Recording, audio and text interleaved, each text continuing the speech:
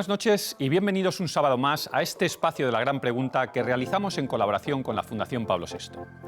Según la encuesta sobre hábitos democráticos del Centro de Investigaciones Sociológicas, el CIS, que fue publicada en enero de este año, 1 de cada 4 jóvenes españoles de entre 18 y 34 años no considera que la democracia sea preferible a cualquier otra forma de gobierno.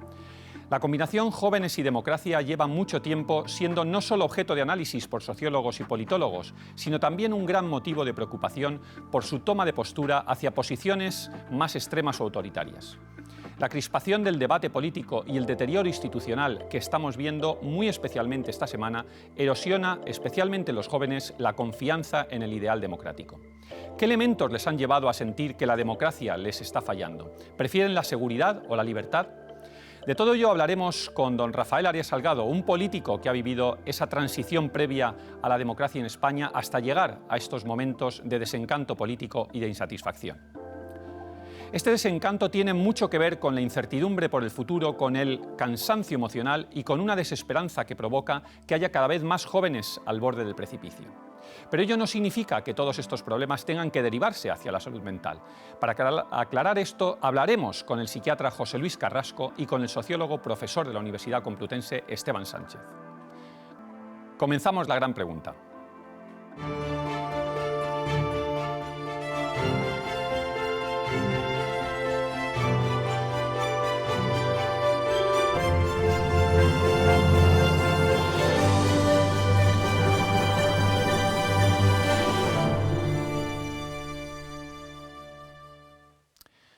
Conversamos esta noche con Rafael Arias Salgado, presidente de la Fundación Transición Española, licenciado en Derecho, diputado de la extinta UCD y ministro de muy diversas carteras como Relaciones con las Cortes, de la Presidencia y de Administración Territorial, entre otros. También yo creo que ministro de Fomento en el gobierno de Aznar. Muchas gracias, Rafael. Gracias a ustedes por la invitación. Un verdadero placer. En este programa, en estas entrevistas que solemos hacer, no es habitual entrar en la política de actualidad informativa, pero estamos en unos días de reflexión, como diría el presidente del Gobierno, que es prácticamente inevitable el tener que preguntar sobre esta cuestión. ¿Qué opinión le merece esta posición que ha adoptado el presidente del Gobierno de retirarse 5 días para reflexionar sobre su decisión final? Bueno, es una decisión sorprendente. Las decisiones se toman, se meditan primero y se toman después y finalmente se anuncian. Lo que no tiene mucho sentido es en una de las principales instituciones del país, como es la Presidencia del Gobierno, tomarse 5 días para decidir si dimite o no dimite. Realmente yo creo que es una actitud que no tiene precedentes, desde luego no los tiene en la historia de España, y no sé si en algún otro país se ha dado tal singularidad. ¿Y qué tesis acoger? ¿La tesis de que realmente está afectado por una situación familiar o es una estrategia política? Yo no me atrevo a opinar, porque es muy difícil entrar, digamos, en la conciencia de las personas o en su cerebro, como quiera decirse, ¿no? Él se ha tomado unos cuantos días para realizar un proceso de meditación en una decisión que yo lo único que me atrevo a anticipar es que ya tiene tomada. No sé cuál es, no sé por dónde va a salir, pero yo creo que ya está reflexionado. En su conciencia la decisión ya la tiene tomada. Y también, de actualidad, me gustaría que opinase sobre los resultados del País Vasco. Esta situación donde Bildu y PNV pues, prácticamente han empatado, bueno, prácticamente no, han empatado en número. ¿Qué situación tenemos? Yo creo que hay que remontarse a todo el proceso político español desde el año 1977 y creo que los resultados electorales del País Vasco ponen de relieve lo que ha sido un fallo, una insuficiencia de los grandes partidos estatales, que han sido incapaces de asentarse sólidamente en aquellas regiones que tienen una mayor singularidad. Y eso ha sido producto de una política prácticamente inhibitoria de una parte y de otro lado de una necesaria política de pactos. El resultado es que los partidos estatales han ido perdiendo posiciones en algunas regiones o en algunas comunidades autónomas como el País Vasco y Cataluña, y naturalmente eso hay que atribuir la responsabilidad a quienes han tenido la capacidad y la legitimidad para gobernar España. Ha habido, por tanto, ahí una deficiencia en la acción de los gobiernos del Estado, que es una expresión que gusta emplear a los nacionalismos. Rafael, de un lado y de otro del arco ideológico hay un malestar, hay claramente un malestar de la situación política, ¿no? Lo veamos por un lado, lo veamos por otro. Esto es muy distinto a lo que ocurría en su época. Cuando estaba presentándolo, ha ocupado muchas carteras, ha estado en el espectro político en distintas responsabilidades. ¿Es distinto el escenario político que tenemos actualmente del escenario actual? O como diría Ortega, ¿no? ¿Qué nos está pasando? Sí. Bueno, es muy distinto el escenario, ¿no? La etapa Suárez y Calvo Sotelo era un proceso de transformación del país y por consiguiente la dimensión institucional prevalecía sobre lo que era la situación económico y social, que no era nada buena, porque España había sufrido, como los demás países, dos choques petrolíferos, el del año 1975 y el del año 1978. Los precios del petróleo se habrían incrementado en un 400% en ese periodo de tiempo y por consiguiente aquello era para una economía normal absolutamente indigerible. No obstante, el proceso político, el apoyo al proceso político prevaleció sobre las dificultades económicas. En la época actual yo creo que la situación es distinta, porque las instituciones están asentadas y por consiguiente la situación económica, sociocultural, educativa, etcétera, tiene una mayor repercusión inmediata sobre los ciudadanos. Y los ciudadanos, no solamente en España, sino en el conjunto de las democracias europeas, tienen un grado de insatisfacción porque piensan que las instituciones no dan respuesta adecuada a sus deseos, a sus propósitos, a su horizonte como personas, ¿no? Y hay efectivamente una distorsión entre la legitimidad de los sistemas democráticos y una reciente insuficiencia de apoyo, llamaría yo, a las instituciones democráticas, como si fueran instituciones incapaces de canalizar los propósitos y las necesidades de una parte de la población. Pero me está comparando la situación nacional de unos años de la transición con los años actuales. Sí. Y comentábamos, antes de la entrevista, comentábamos en la preparación, que esto no es propio solo de nuestra situación española. No. Es un fenómeno bastante global. Del mundo occidental. Bueno, yo creo que hay un desgaste, no sé si la palabra es la mejor, pero en cierto modo, para que nos entienda el espectador, es un desgaste de las instituciones democráticas, ¿no? Es decir, se han convertido en instituciones, entre comillas, rutinarias, y esa rutina debilita, no digo que suprima, que no es verdad, debilita su legitimidad.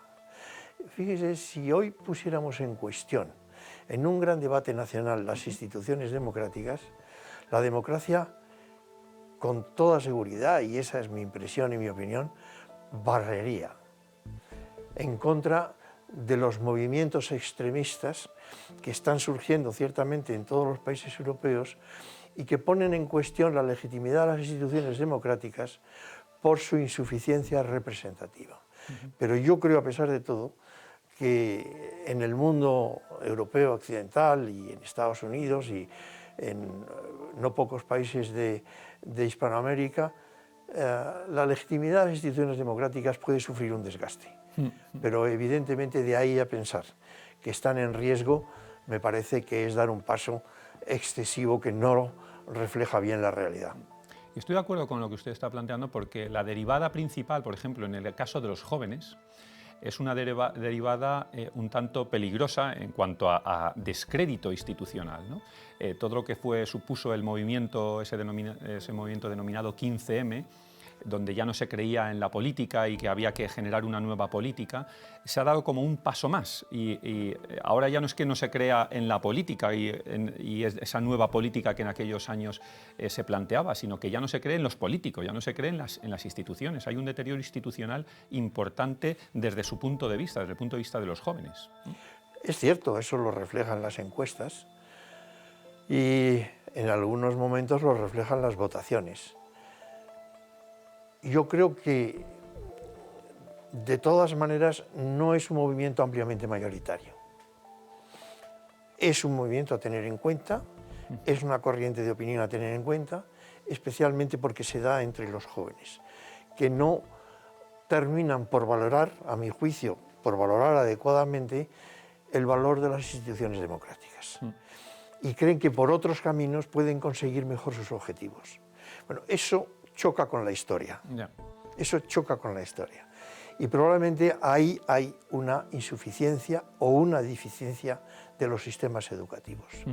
En España, puedo poner el ejemplo, hemos descuidado por completo el conocimiento de la Constitución y el conocimiento del proceso de transición. Es incomprensible que los alumnos que hacen el examen de acceso a la universidad no tengan que responder obligatoriamente por lo menos 10 o 12 cuestiones sobre la Constitución. Hemos descuidado el conocimiento de la Constitución y efectivamente una parte muy importante de la juventud desconoce lo que significa una Constitución democrática. Por tanto, ahí hay una deficiencia de los sistemas educativos, es decir, en su relativa incapacidad para transmitir el valor de lo que suponen las instituciones democráticas en un país. Sí, eso es verdad que, por ejemplo, en Estados Unidos, ¿no? El sistema constitucional es prácticamente una asignatura más muy básica, ¿no? Junto con las matemáticas y el lenguaje. Hace pocos meses, Open Society Foundations de George Soros ha publicado unas encuestas sobre el estado de la democracia a 36.000 adultos de 30 países. Del tramo correspondiente a la llamada generación Z y los millennials más jóvenes, se colige que un 42% considera que las dictaduras militares podrían ser una buena manera de gobernar. En España, el último CIS revela que los menores de 35 años son, con diferencia, los españoles que menos creen que la democracia sea mejor que cualquier otra forma de gobierno. Y en la misma línea, el conocido como CIS catalán publicaba en febrero una encuesta sobre valores con una pregunta sobre la democracia, cuya respuesta llamaba la atención. Así nos lo cuenta Patricia Navarro. Patricia, buenas noches. Llama la atención, buenas noches, Jesús, de ese CIS catalán, el alto porcentaje de jóvenes que se decantarían por una dictadura frente a una democracia en algunas circunstancias. La encuesta, vamos a verlo, plantea estas dos opciones. A la pregunta ¿qué prefiere?, las respuestas posibles serían vivir en un país gobernado democráticamente, aunque no garantice un nivel de vida adecuado a sus ciudadanos, o la siguiente respuesta, la siguiente posibilidad sería vivir en un país capaz de garantizar un nivel de vida adecuado a sus ciudadanos, aunque, ojo, no sea del todo democrático. Pues de todas las franjas de edad, sorprende que los más jóvenes, los de entre 16 y 24 años, son los que más valoran el nivel de vida frente a un sistema democrático. En concreto, un 22,6% se decanta por un gobierno autoritario si eso les garantiza un buen nivel de vida. Sorprende también que en el caso del CIS los jóvenes menores de 35 son los que menos creen en la democracia, que sea mejor que cualquier otra forma de gobierno. Un 12% defiende que en algunas circunstancias un gobierno autoritario sería preferible a uno democrático. Pues gracias, Patricia. Hace unas semanas también el suplemento Papel del Mundo publicaba un extenso reportaje con entrevistas a una serie de jóvenes en el kilómetro cero del 15M, donde empezó hace 13 años esa ola de desencanto hacia lo que se consideraba la vieja política, como estábamos hablando antes. Las respuestas de algunos de estos jóvenes denotan un auténtico pesimismo hacia la democracia. Algunos manifiestan incluso no tener miedo a perder libertad a cambio de tener asegurado un empleo y un futuro. Nos escucha el periodista Rodrigo Terrasa, autor de este reportaje y de estas entrevistas. Rodrigo, buenas noches. Hola, ¿qué tal? Buenas noches. ¿Qué tal? Primero, enhorabuena por el reportaje, porque la verdad que fue excelente. Muchísimas gracias. Me gustaría un poco que nos contaras todas esas reacciones de a mí no me da miedo que me gobierne un partido autoritario, ¿no? Que son algunas de las expresiones que aparecían por ahí. No me importa la política, prefiero menos libertad a seguridad. ¿Fue esa realmente la tónica de los jóvenes o, como nos decía don Rafael, en fin, tenemos que esto limitarlo un poco y meterlo en una nevera, ¿no? Que no generemos un mensaje de desesperanzador para los jóvenes? Pues para mí fue sorprendente porque salimos un poco, bueno, nosotros partíamos un poco de los datos estos que estabais comentando ahora, del estudio que se había hecho en el CEO, en el CIS catalán, y algunos informes internacionales, incluso algunas reflexiones que aparecían en el CIS a nivel de toda España, y salimos un poco a la calle para pulsar si realmente esa era la sensación generalizada entre los jóvenes, y a mí me sorprendió porque no nos costó demasiado encontrar. De hecho, en el reportaje que publicamos en papel creo que aparecían 6 jóvenes y fueron, o sea, no tuvimos que hacer una selección entre muchísimos, fue prácticamente casi todos con los que hablamos coincidían. Es cierto, como comentáis, que no es una sensación generalizada la idea de que la gente prefiera un sistema autoritario a una democracia, evidentemente, pero sí que todos los jóvenes con los que nosotros hablamos, incluso los que claramente estaban en contra de cualquier sistema autoritario, entendían esa reflexión. O sea, yo creo que lo que sí es generalizada es esa sensación de que a los jóvenes no les extraña que haya esta desconexión con el sistema democrático, y eso creo que es lo preocupante, ¿no? Entiendo que aquí hay una mezcla de muchísimos factores, no es una tormenta perfecta, pues es una generación que evidentemente nunca jamás ha vivido afortunadamente bajo una dictadura y que por tanto le cuesta valorar a veces las ventajas de vivir en una democracia, que yo creo que eso es importante. Esto se ha comentado muchas veces, ya no solo en España, sino a nivel internacional. Pues Anne Applebaum o Jaska nunca han hablado muchas veces de esto, ¿no? De la tentación autoritaria de los jóvenes, partiendo sobre todo de un desconocimiento de la alternativa. Pero yo creo que hay muchos más factores. Pues son una generación que ha vivido completamente instalada en la incertidumbre, que arrastra las consecuencias de 2 crisis económicas brutales y que está viviendo sobre todo un panorama político que hace muy poco por enganchar a la gente joven. Decía antes don Rafael, Rodrigo, que también hay un elemento de que quizás hayamos cuidado poco desde el punto de vista del sistema educativo, entre otras causas, esa necesidad de transmitir a los jóvenes la importancia de nuestro sistema constitucional, de nuestro sistema de instituciones. ¿Puedes pensar que en ese escepticismo que tú colegías, ¿no?, de estos jóvenes, puede estar también esa parte?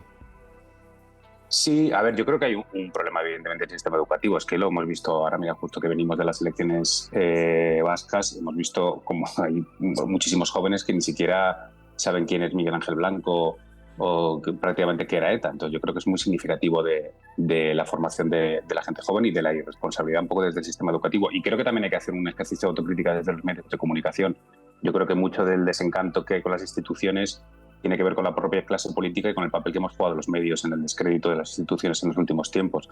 Es una gente joven que se está informando masivamente a través de redes sociales, que ha vivido el auge de los populismos en todo el mundo, que ahora ha sufrido el auge de la extrema derecha, que vive a menudo intoxicada por la desinformación en redes sociales. Entonces, es lo que te decía, no es una tormenta perfecta, que hace muy complicado que ellos se sientan identificados con unas instituciones que constantemente están deterioradas y vapuleadas, y con casi todos con los que hablamos allí en la Puerta del Sol les preguntamos por su relación con la política y era, vamos, un rechazo absoluto. O sea, me acuerdo un chico que decía, parece mentira que lo diga yo que tengo 20 años, pero es que los veo por la tele y me parecen niños. Entonces creo que es muy difícil intentar que ellos se impliquen un poco en la actividad política o en la democracia cuando ven el espectáculo diario que estamos asistiendo todos. También es verdad que creo que hay un ejercicio necesario que es un poco aprender a distinguir, que creo que también debería ser importante desde el sistema educativo, desde los medios de comunicación, incluso desde la clase política, distinguir lo que es la democracia de lo que es la política diaria o incluso las elecciones. Claro. Creo que hay un error que es confundir constantemente la democracia con lo que vemos en el Parlamento cada día. Yo creo que la democracia es mucho más que eso, y eso sí sería importante que nos enseñara a las escuelas o que lo repitiéramos nosotros a diario en los medios de comunicación. Pero creo que hay una confusión peligrosa en eso. Sí, yo estoy muy de acuerdo en ese punto, porque si desagregáramos la encuesta y preguntáramos específicamente sobre la libertad de asociación, la libertad de expresión y el conjunto de libertades públicas una a una, la respuesta que darían las jóvenes sería muy distinta. Si lo centramos solamente en el tema electoral, pues ahí puede haber un cierto desapego o desafección. Pero si desagregamos lo que supone un sistema democrático a través de las distintas libertades públicas, yo creo que las respuestas serían distintas, o por lo menos no serían tan negativas para la democracia, sin perjuicio de que yo entiendo que hay un fallo en el sistema educativo. Es decir, y somos responsables, y yo particularmente puedo ser más responsable que otros, de no haber incidido en el sistema educativo para llevar a los alumnos, sobre todo a través del bachillerato, lo que supone la Constitución, lo que supone un proceso democrático, lo que supone una Unión Europea democrática, lo que supone eso para el desarrollo de las personas y las libertades individuales, pues no hemos sabido transmitirlo y el sistema educativo no lo ha transmitido y hemos hecho una dejación ahí de la que somos responsables, ciertamente. No, y luego también se entrecruzan otros elementos económicos, como decía Rodrigo. Rodrigo, muchísimas gracias y enhorabuena, de verdad, otra vez, felicidades por ese buen reportaje. Muchas gracias. Muchísimas gracias a vosotros, encantado. Gracias. Un abrazo. Precisamente, Rafael, con el tema de la democracia, decía Hakainde Hichilema, el presidente de Zambia, que parece que es otro talante, afortunadamente, en una columna que escribió a Bloomberg, recogida por Elena Farré, decía, está muy bien, tenemos que hablar de democracia, tenemos que insistir, pero de la democracia solo no se come, los derechos humanos solo no se come, hay que también establecer una estructura económica que permita un desarrollo. Y probablemente los jóvenes, por lo que también decía Rodrigo, y tú también lo comentabas antes, ese desarrollo económico no lo han tenido porque nos han encontrado con crisis una tras otra, ¿no? Ese elemento económico también es importante, aparte del educativo. Fíjate que hay un fenómeno en estos momentos, la juventud que ahora opina a través de esas encuestas se encuentra en un momento de cambio del modelo socioeconómico productivo en el mundo occidental. Y en ese cambio, naturalmente, se producen desajustes, no todo el mundo se puede insertar con carácter inmediato y de una manera positiva o ventajosa, etcétera, etcétera. Es decir, cuando hay cambio sociocultural, evidentemente se producen desafecciones con respecto a las instituciones que no acaban de canalizar bien ese cambio sociocultural, ¿no? Esto es muy abstracto, pero yo creo que viendo Europa Occidental y viendo Estados Unidos, que es donde nos tenemos principalmente que fijar, se ve que las instituciones democráticas, en algunos países muy asentadas porque llevan siglos, se producen, sin embargo, crisis de legitimidad, entendida la legitimidad como un concepto sociológico, no como un concepto jurídico, crisis de legitimidad porque no se canaliza suficientemente o con eficacia suficiente el cambio que se está produciendo en el mundo. Y esos cambios siempre producen desajustes y en esos desajustes hay partes de la población que sufren más que otros. Sufren más que otros. Estamos hablando de política, pero si cogemos el currículum de don Rafael Arias Salgado, es que está en muchos sitios. También está en el sector privado, también está en la empresa, ha sido presidente de grandes compañías, Prosegur, Carrefour, entre otras. El sector privado podemos decir que también es arrastrado, en cierto modo, un poco de todo este deterioro y de toda esta situación en la que nos encontramos en la política, ¿o no? El mundo empresarial tiene, yo diría, dos preocupaciones básicas. Mientras esas preocupaciones sean razonablemente entendidas por el sistema económico, no hay problema. Es el marco regulatorio, esa es la primera preocupación, y después la libertad económica para poder desarrollar su actividad empresarial. Mientras esas dos coordenadas estén razonablemente garantizadas, la empresa privada no tiene mucho de qué quejarse y tiene que volcarse en su propia eficacia, en su propia productividad y en su propia capacidad para llegar al mayor número de clientes posibles. Y como tenemos muy poquito tiempo ya para ir terminando, a mí sí que me gustaría un poco acabar con esa visión más de esperanza, como siempre terminamos en estos programas. Hay muchas, últimamente, en la situación geopolítica mundial que nos encontramos actualmente, muchas voces apocalípticas de que puede llegar una tercera guerra mundial, hay movimientos, países que no gustan. ¿Estamos de verdad al borde de una situación muy negativa en el mundo? Bueno, estamos en una situación negativa. Yo todavía no pondría el muy. Todavía no le pondría el muy, ¿no? Yo creo que tiene que operar necesariamente que la capacidad de destrucción es tan brutal que no se llegará a ella. Porque en las anteriores guerras se enfrentaban las infanterías, las artillerías de dos ejércitos que producían, pues evidentemente, unos efectos y unos daños tremendos, ¿no? Pero hoy es la destrucción mutua asegurada. Y eso necesariamente ha operado durante toda la etapa de la Guerra Fría, ha operado durante toda la etapa de la coexistencia pacífica, y yo no veo ninguna razón sólida para que no continúe operando, que el temor a la destrucción mutua asegurada impida que se pueda producir la catástrofe, ¿no? Pues esperemos que así sea. Es una esperanza. Es una esperanza. Esperemos que así sea y que sigamos viviendo en estas circunstancias, que a pesar de que los jóvenes, como decíamos, o algunos jóvenes, no pongamos todos, que algunos jóvenes pues lo ven con un poquito más de pesimismo, afortunadamente vivimos en un mundo occidental en libertad y en un mundo occidental con democracia. Rafael, ha sido un verdadero placer, ¿eh? Muchas gracias a vosotros. Y todo lo que sea promocionar ideas que sean constructivas y que permitan progresar. Que desde la experiencia aporten al futuro. Y yo estoy a vuestra disposición para lo que queráis.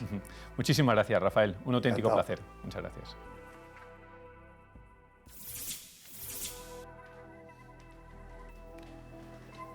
Detrás de mucha de esta desafección y desencanto hacia la democracia y la política, hay mucha desesperanza de los jóvenes ante las incertidumbres del futuro.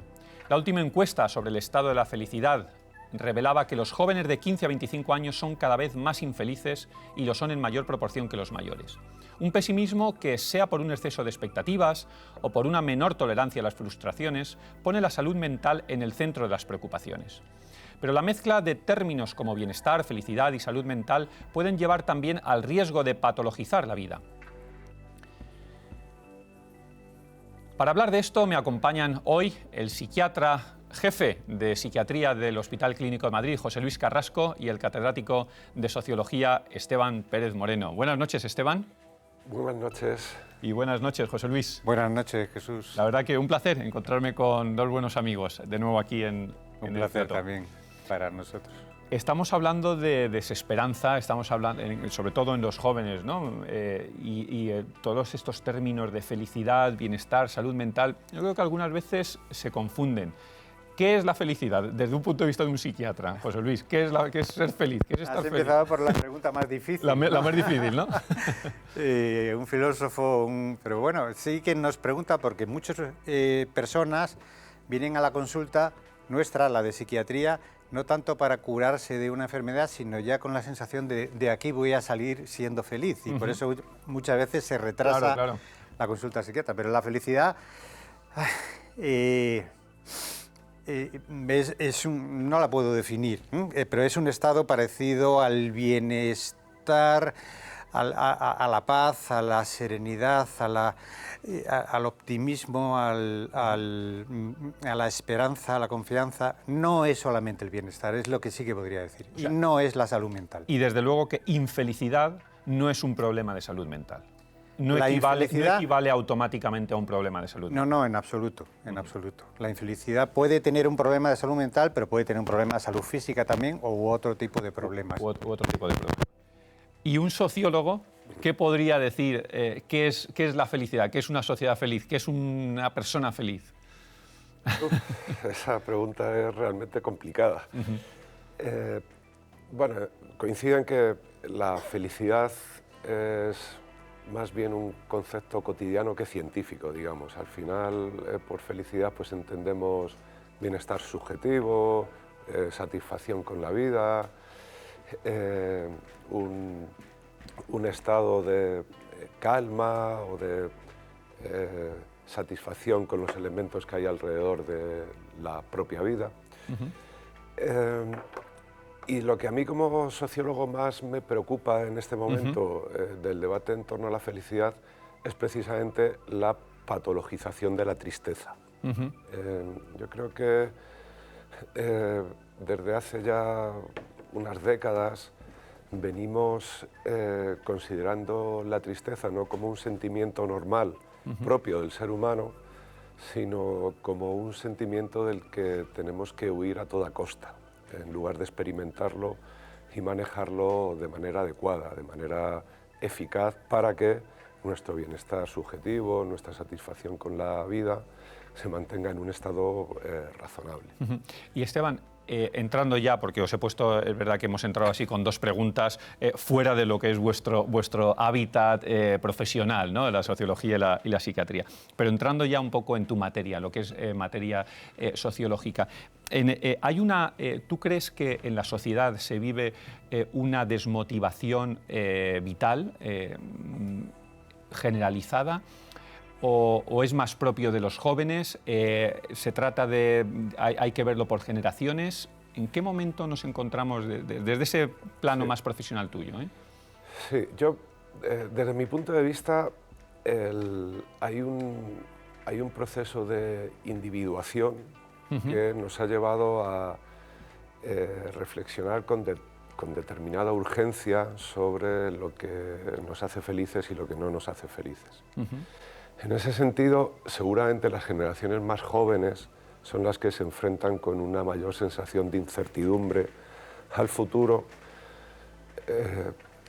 Después de la pandemia esto se ha puesto de manifiesto de manera clara en los estudios sobre soledad, en el crecimiento de los casos de suicidio entre las personas más jóvenes. Y ahora mismo es preocupante el impacto que esta desafección, esta desmotivación, esta creciente tristeza, esta sensación de soledad tiene entre las personas jóvenes. Ahora bien, yo creo que se trata de un proceso transversal, de un proceso que está afectando a toda la sociedad y que realmente nos está situando en una posición en la que lo individual se ha convertido de una manera tan radical en el discurso y en la reflexión que nos estamos perdiendo mucho de lo colectivo y de lo comunitario que nos podría ayudar a ser felices. Que nos podría ayudar, ¿no? Sí. Y en la consulta, José Luis, ¿esto estás viendo que es algo que puede afectar más a jóvenes, más a mayores? ¿Te vienen jóvenes diciendo me pasa algo, no sé lo que es? ¿Está más asociado a un tema económico? ¿Está asociado realmente a un problema de salud mental? ¿Cuál es la situación en el hospital? Bueno, la situación ahora es de un aumento desbordante de la demanda de jóvenes, ¿sí? de los trastornos de salud mental de los jóvenes. Eso ahora es lo que predomina. Y es verdad que esto es mucho más ahora que lo que era hace 30 años, hace 40 años. Hace 50 ya no lo sé porque ya no estaba yo, pero probablemente era menos. Entonces, algo está pasando. Las personas mayores también y de mediana edad también tienen una alta... hay una alta tasa de petición de ayuda porque también hay mucha desafección o mucho sentimiento de vacío de ¿y ahora qué? ¿Y hasta dónde voy a llegar? ¿No? Entonces sí que hay un fenómeno general. En salud mental lo que sí que hay es un fenómeno general, donde antes eran más patologías más concretas, de una depresión, de una esquizofrenia, ahora hay mucha patología transversal, como decía Esteban, que tiene que ver con la sensación de vacío, de infelicidad, de qué hago aquí, de lo tengo todo, pero soy infeliz, o de los chicos que pues también muchas veces lo tengo todo, pero soy infeliz, porque la demanda de los chicos frente a lo que nos quieren imponer desde ciertas ideologías, La demanda de salud mental de los chicos no es quiero tener una vivienda o quiero ganar más dinero. Eso es una demanda de los chicos, ¿no? Pero de todos los chicos, pero no es salud mental. Además, los chicos no demandan, los chicos se suicidan o se autolesionan. Es decir, lo que expresan es el dolor de una manera brutal. Me estoy autolesionando, me estoy intentando suicidar o me estoy drogando. O sea, nos plantan el dolor ahí. No saben hablar el sufrimiento, pero el sufrimiento que tienen no es me autolesiono porque quiero cobrar más dinero. Por supuesto, todo chico... Puede contribuir, pero hay algo más. Hay algo mucho más grave, mucho más profundo. Y ese algo más, o sea, iremos hablando de ello, pero no, desde luego no tiene que ver con el tener cosas, sino con el que no sé qué hago aquí, no sé a dónde voy, no sé qué voy a hacer, no sé si soy o quiero ser. Pues sea cual sea la causa, como estamos hablando aquí en la mesa, lo cierto es que la salud mental se ha convertido en una cuestión de Estado. 1 de cada 5 adolescentes españoles podrá ser diagnosticado a lo largo de su vida de algún trastorno mental, además de que han aumentado exponencialmente en los últimos tiempos las tentativas de suicidio, como está diciendo José Luis, en los jóvenes. Patricia Navarro nos lo cuenta. Son datos, Jesús, de la Fundación ANAR que reflejan cómo los intentos de suicidio se han multiplicado en la última década. En 2022, 906 menores intentaron quitarse la vida frente a los 35 intentos que hubo en el 2012, 10 años antes. Es decir, que las tentativas de suicidio, atención, se han multiplicado por 26 en tan solo 10 años. Y otro dato preocupante, las hospitalizaciones por autolesiones en la población de entre 10 y 24 años también se han multiplicado, en este caso por 4 en los últimos 20 años, pasando de 1.270 en el año 2000 a más de 4.000, 4.048 en el 2020, en el peor año de la pandemia. Y todo en un país, el nuestro, en el que el ratio de psiquiatras es, atención, de 9,27 por cada 100.000 habitantes. Jesús. Precisamente esta casa, en el Grupo COPE, dedicó un especial reportaje a este tema con el título Salud Mental, España en Terapia. Una serie de reportajes, entrevistas e informes por los que fue galardonado con el premio Ondas a la mejor programación especial. Saludo al periodista de COPE y también presentador de este programa y buen colaborador, Javier López Tofiño, que nos recuerda algunas historias. Buenas noches, Javier. ¿Qué tal, Jesús? Buenas noches. ¿Qué tal? Oye, Javier, conociendo casos y situaciones concretas como todas estas mostradas por COPE, una de las conclusiones principales es que nos sigue costando mucho pedir ayuda. ¿Es así, Javier? Demasiado, diría yo, Jesús. Os doy un dato en concreto. Aproximadamente la mitad de las personas que sufren algún tipo de problema de salud mental no reciben ningún tratamiento, o bien el tratamiento y la ayuda que reciben no es la adecuada. Son datos de la Confederación de Salud Mental en España. Es verdad que los afectados pues coinciden en que de primeras cuesta pedir ayuda. Vamos a escuchar, por ejemplo, a Bruno, es un joven, ahora tiene 20 años, y empezó a tener problemas de ansiedad muy fuertes hace ahora 3 años, justo cuando había pasado un año después del confinamiento. Era susto, lo que sentía, miedo también de hablarlo con gente. Incluso en algunos momentos durante la terapia le decía a mi psicóloga, antes de animarme a decirlo, ¿no?, le advertía, es que tengo miedo de que me encierren, ¿no?, porque realmente lo veía como un pensamiento de un loco, de alguien que no está bien de la cabeza, que realmente es así, pero que va más allá, ¿no?, de una depresión o de una ansiedad como lo que sentía yo, ¿no?, o lo que sufría. Tú empezaste a sentirte muy mal y ¿a quién acudiste? ¿A quién se lo contaste? ¿Cómo diste la voz de alarma? Estaba solo, este día estuve toda la tarde solo en mi casa de la Sierra, y llegó un día mi madre y, bueno, llegó ese día mi madre, mejor dicho, ¿no? Y en cierto modo yo quería ocultarlo, no quería decirlo, ¿no? Pero claro, había estado toda la tarde sin parar de llorar, sin parar de tener estos pensamientos tan negativos que fue como, no tengo más remedio, no tengo que soltarlo ya y tengo que pedir ayuda, porque seguir con esta situación que a priori yo era solo de un día, ¿no?, pero que no podía vivirlo más, desde luego. Y bueno, al día siguiente no fui al colegio, ¿no? A lo mejor no está bien decirlo, ¿no?, pero no fui al colegio porque realmente no tenía ganas ni de levantarme, ¿no? Y a los 2 días sí que acabé yendo otra vez, y la verdad es que el trayecto al colegio fue infernal. O sea, no lo pude pasar peor. En el metro veía las vías y vamos, solo tenía ganas de volver a casa y de meterme en mi cama y no salir nunca más, desde luego. Bueno, pues Bruno, que gracias a Dios está ahora perfectamente, nos contaba que la exigencia que sintió en esa etapa concreta de su vida, antes de enfrentarse a los estudios universitarios, el hecho de verse también vulnerable, de verse débil, hablaba por ejemplo de todo lo vivido durante ese tiempo de confinamiento, pues le acabó metiendo en esa espiral de la que hablaba, de ansiedad, de tristeza, de pensamientos negativos sobre sí mismo, sin ganas de ir a ningún lugar más que estar en ese cuarto encerrado, y la terapia pues fue fundamental para que ahora vuelva a tener una vida plena. La verdad, Javier, que siempre ayuda, desde luego, conocer casos como este de Bruno, pero además, ante los primeros síntomas de que algo no va bien, es importante no actuar por nuestra cuenta, supongo, ¿no? Claro, esa es, Jesús, la segunda parte. Decíamos que en casi la mitad de los casos de problemas de salud mental o no se tratan o que no se abordan debidamente. Y en este último apartado es donde entra el problema que hay con la automedicación, con la que debemos tener especial cuidado. Ahora mismo casi un 20% de los jóvenes en España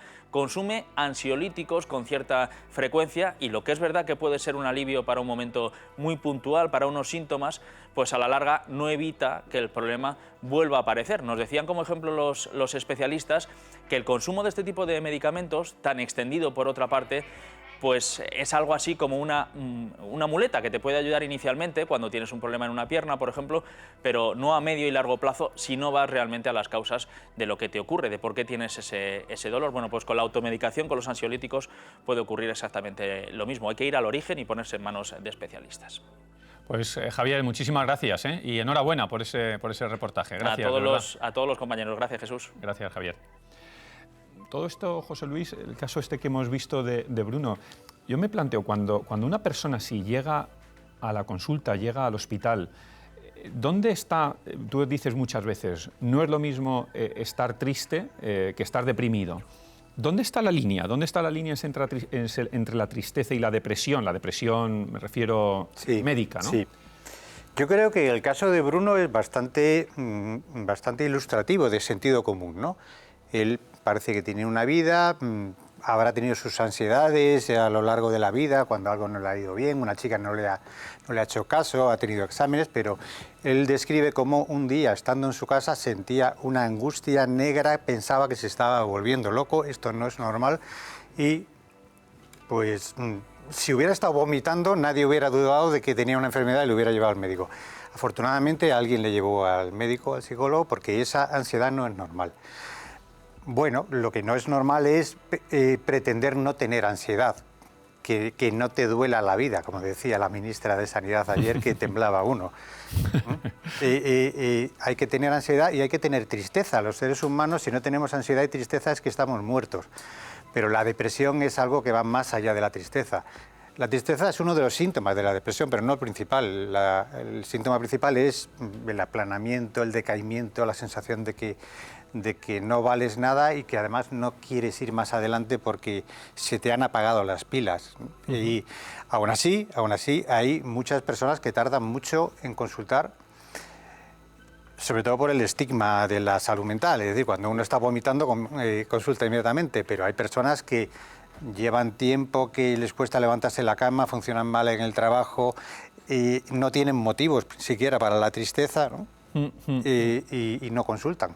Y luego hay personas que, como decía Esteban, que consultan, se está empezando a consultar ahora pues, por la tristeza normal. Pues estoy triste porque me van mal las cosas, porque no estoy contento donde trabajo, porque se están dando la vuelta a las cosas, ¿no? Se da un poco la vuelta. Desde la perspectiva sociológica, desde tu campo, Esteban, se dice muchas veces, bueno, es que estos casos, como lo que dice José Luis, estos casos, como el que hemos visto de Bruno, bueno, en cierto modo es que también, dicen los mayores, ¿no?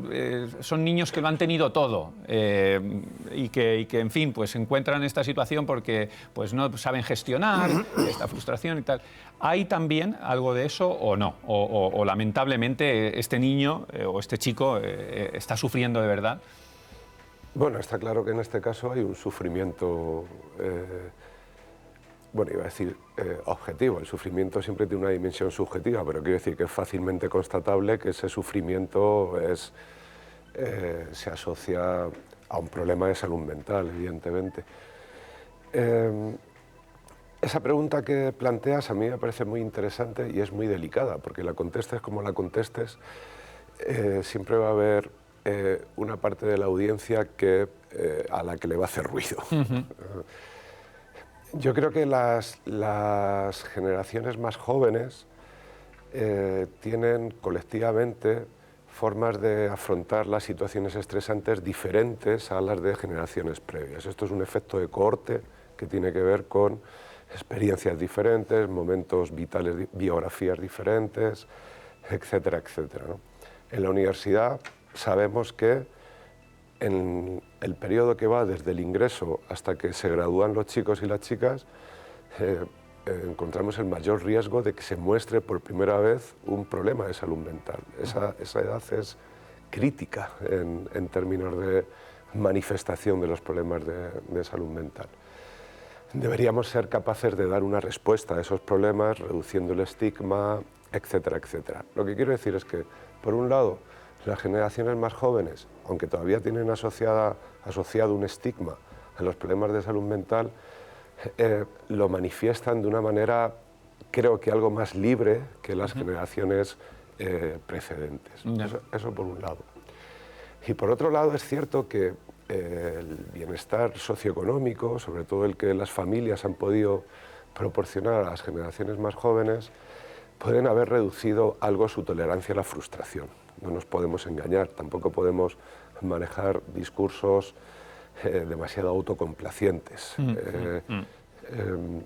Y claro, la incertidumbre o la forma de afrontar la incertidumbre, que es consustancial a la adolescencia y primera juventud, puede tener elementos diferentes y que les sitúen en un mayor riesgo de que pues experimenten problemas de salud mental, se sientan solos, incomprendidos, desmotivados, anhedónicos, etcétera, etcétera, ¿no? José Luis, tú cuando en la consulta, ¿tú ves que los jóvenes tienen, siguiendo un poco en la línea de lo que estaba diciendo Esteban, menos herramientas, podríamos decir, para gestionar ese dolor, ese sufrimiento?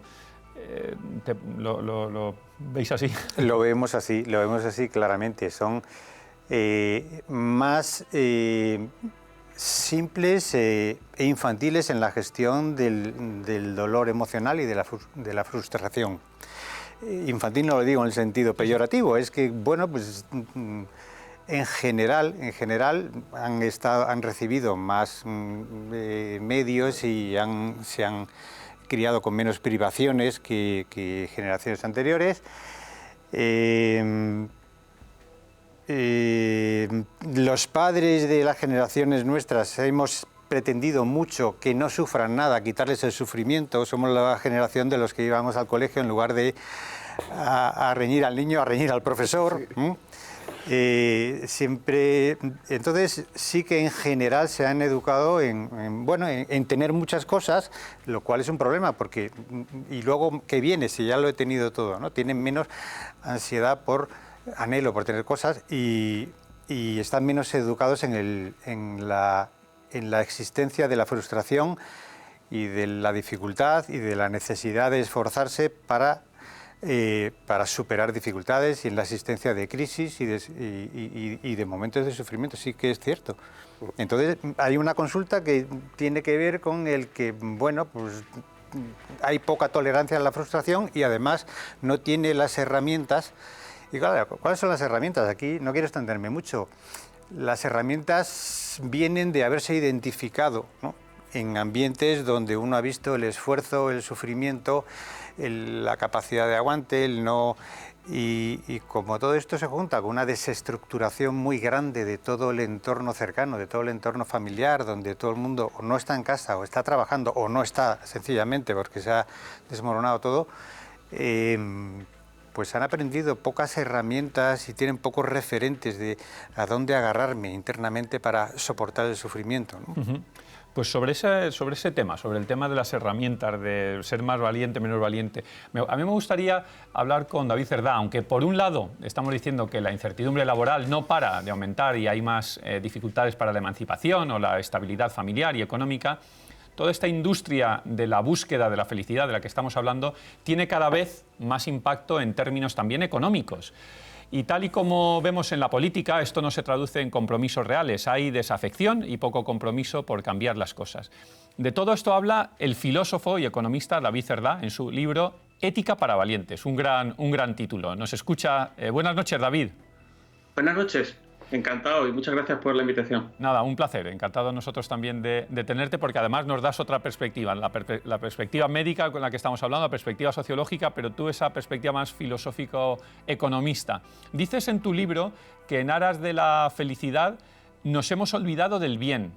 ¿Qué es eso? ¿Qué es incompatible?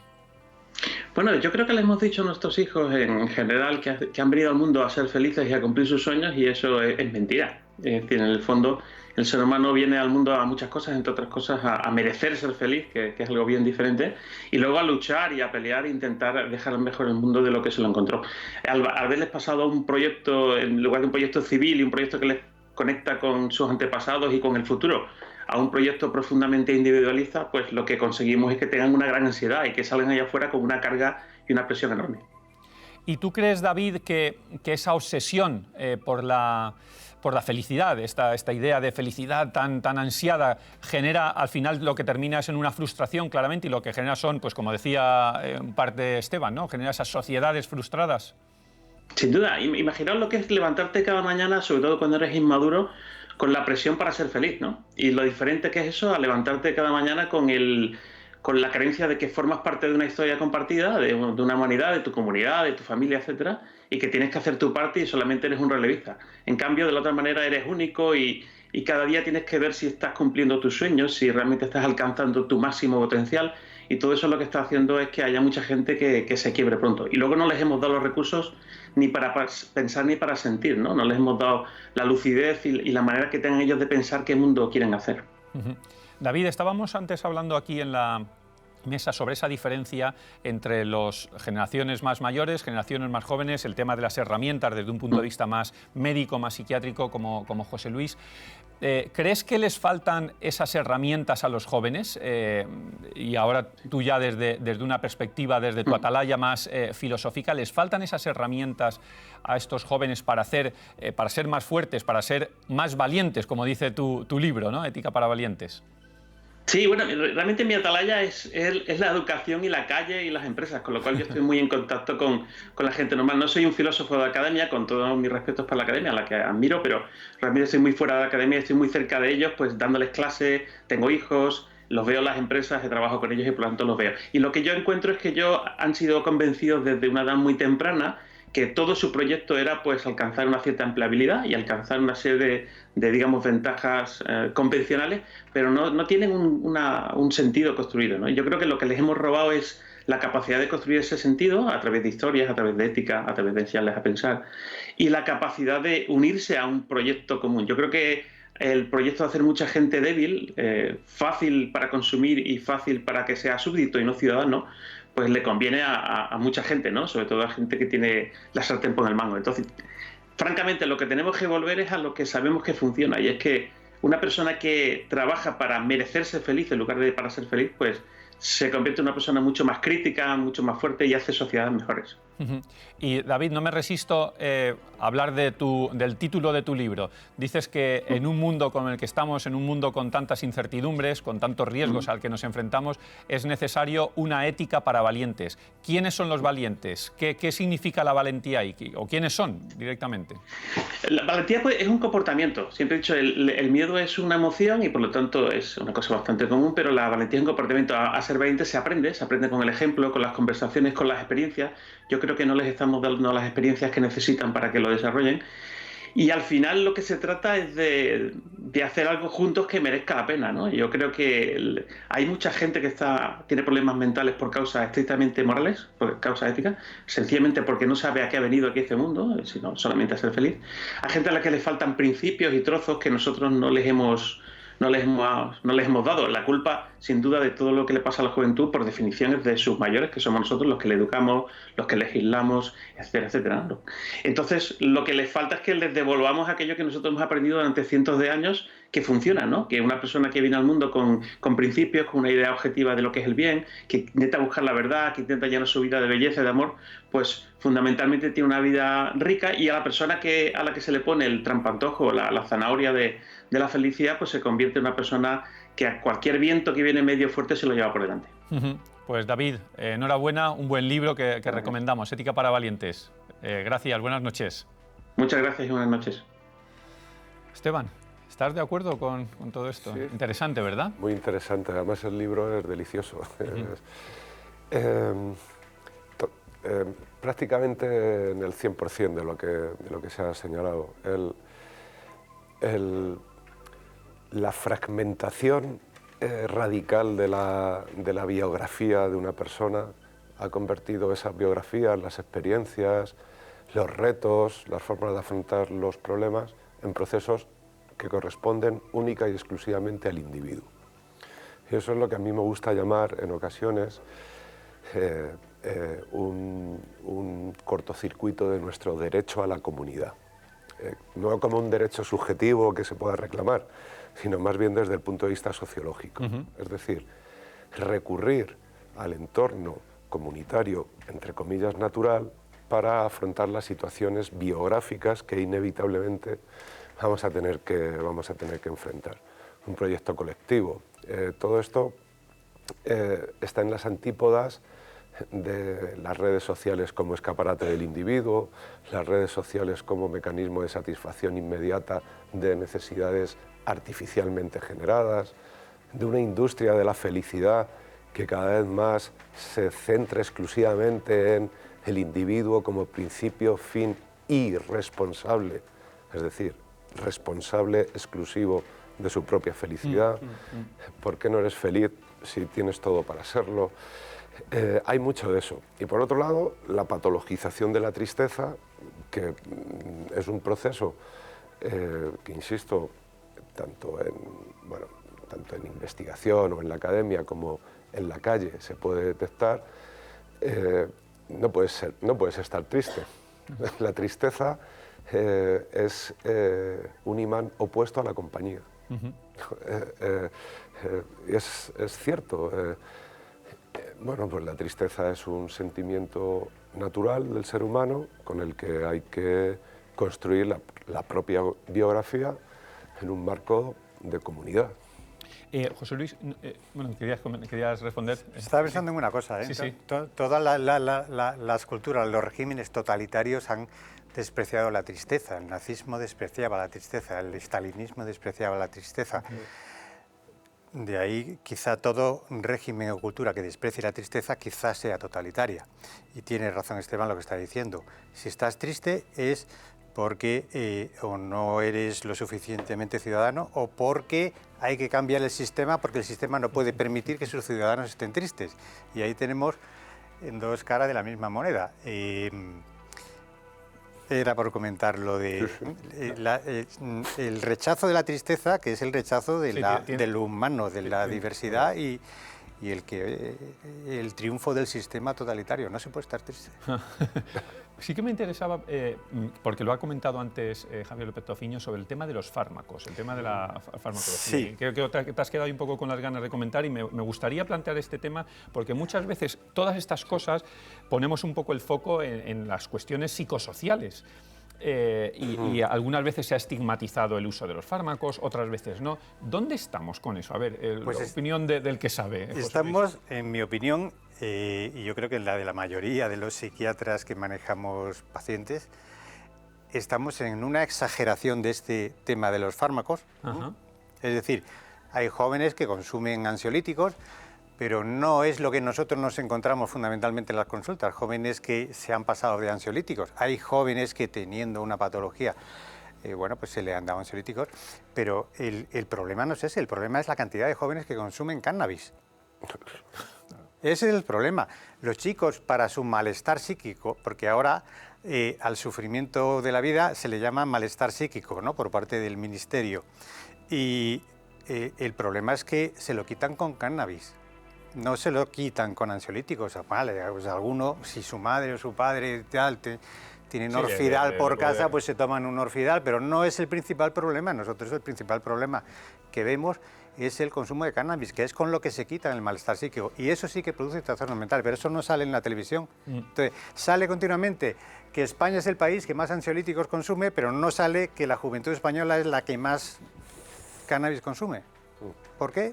Parece que el cannabis no es un problema, y es un problemazo. Y los ansiolíticos, hoy por hoy, en salud mental, la adicción a ansiolíticos no es un grave problema. No es un grave el problema, gran problema. sería pequeñito. Un grave problema es el consumo de cannabis. Pues importante ¿Por aclarar. qué no sale eso en televisión y salen los fármacos? Pues que vengan... Bueno, pues para eso estamos explicar. aquí, para aclararlo, y yo creo que es una aclaración muy importante. Muchísimas gracias, Esteban, muchísimas gracias, José Luis, gracias de verdad por acompañarnos.